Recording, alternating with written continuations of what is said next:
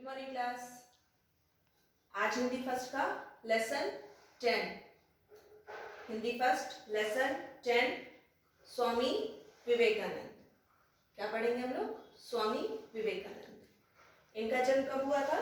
इनका जन्म हुआ था 12 जनवरी 1863 1863 में, और इनके पिता का नाम था श्री विश्वनाथ दत्त और माता थी श्रीमती भुवनेश्वरी देवी, और इनके बचपन का नाम था नरेंद्र नाथ दत्त।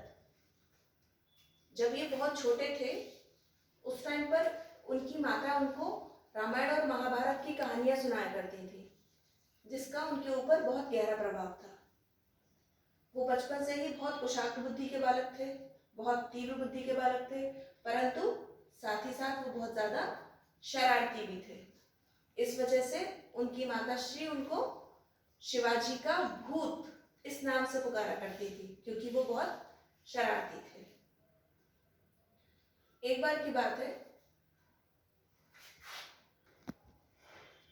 वो जैसे आप लोग अपनी क्लास में बातें करते हो, ऐसे वो भी अपनी कक्षा में बैठे थे और अपने मित्र से बात कर रहे थे।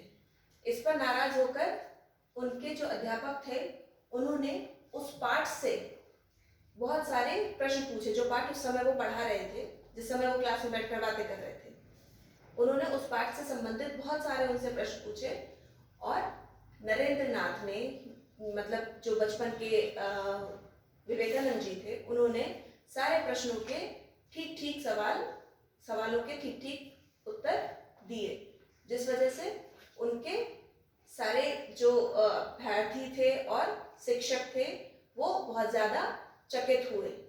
वो इतनी तीव्र बुद्धि के बालक थे कि उन्होंने कई वर्षों की पढ़ाई एक ही वर्ष में पूरी कर ली थी। जी हाँ, कई वर्षों की पढ़ाई उन्होंने एक ही वर्ष में पूरी कर ली थी। वो इतने तीव्र बुद्धि के बालक थे। स्कूल की पढ़ाई को पूरा करके फिर वो जब कॉलेज में पहुंचते हैं तो कॉलेज में उनको उस समय पर उनको एक गुरु मिलते हैं, स्वामी रामकृष्ण परमहंस।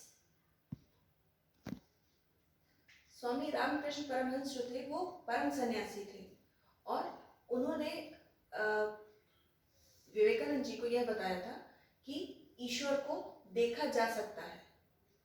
वो उनकी इस बात से बहुत ज्यादा प्रभावित होते हैं और उनके शिष्य बन जाते हैं। परंतु अचानक 1884 में 1884 में उनके पिता का स्वर्गवास हो जाता है, और उसके कुछ समय उनके गुरु का भी स्वर्गवास हो जाता है, जिससे उनको गहरा आघात पहुंचता है और वो ध्यान और प्रार्थना में डूबे रहते हैं। परंतु उसके बाद वो धर्म का प्रचार प्रारंभ कर देते हैं।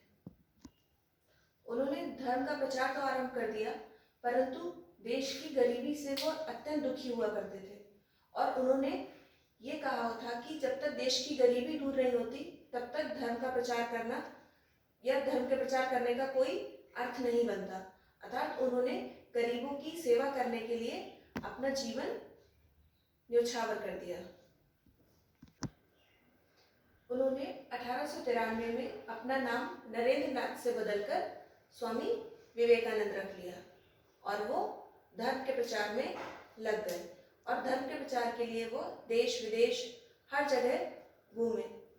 इसी सिलसिले में वो शिकागो की एक धर्म सभा में भी गए, जहां पर उस सभा में उनको विश्व गुरु या सर्वश्रेष्ठ महापुरुष माना गया। तो उस शिकागो की जो विश्व धर्म सभा थी उसमें उनको सर्वश्रेष्ठ विद्वान महापुरुष माना गया था, और उसके बाद वो अमेरिका के बाद वो इंग्लैंड में भी गए।